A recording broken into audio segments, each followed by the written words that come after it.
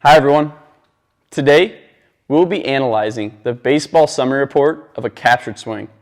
Specifically, we'll be breaking down this player's pelvis bend numbers and what it means for their swing. Pelvis bend at heel strike refers to the amount of anterior posterior tilt the player has when their heel strikes the ground and their pelvis begins rotation.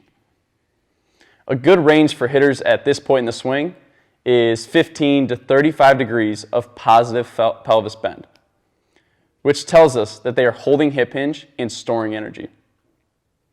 This will be slightly relative to pitch location as elite hitters begin setting up for the pitch as they start the pitch recognition phase.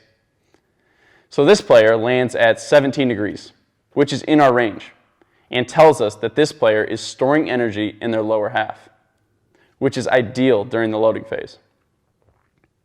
Pelvis bend at first move is the amount of anterior posterior tilt the player has when their hands begin to fire at 100 degrees per second. At this point in the swing, a good range for hitters is 15 to 35 degrees of positive pelvis bend, which, like heel strike, tells us that they are holding hip hinge and storing energy. Again, this will be slightly relative to pitch location as elite hitters begin setting up for the pitch earlier in the swing. This hitter falls in our range at 21 degrees of positive pelvis bend. If a player falls out of this and gets closer to 0, the player starts to lose hip hinge, and the bat can cut out of the zone, limiting time in the zone. Pelvis bend at contact is the amount of anterior posterior tilt the player has at contact. Here, we want to see that the player is neutral or creating some extension in the swing. Our range is -5 to 5 for players at this point in the swing. So taking a look here, the player is at 3 degrees of positive pelvis bend at contact. This is in range, and the player is close to 0 or extension.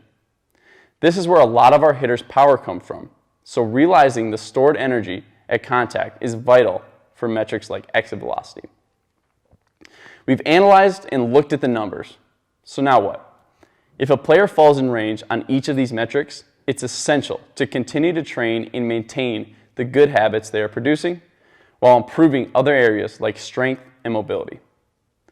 You can do so by building biofeedback programs that encourage these good positions. If the player is not producing in-range pelvis bend numbers, first, attempt to identify the root cause. Is it mobility, strength, mechanical, or injury related? Then, you can build pelvis bend biofeedback programs at each point in the swing, creating hip hinge early and releasing into extension at contact. You can utilize the metrics that we talked about today, and then from there, continue to introduce variables as the player progresses and feels more comfortable. The mix of training progressions and biofeedback will help create efficient and valuable training programs. So thanks for watching, and we look forward to having you on our next video as we continue our analysis and break down the numbers.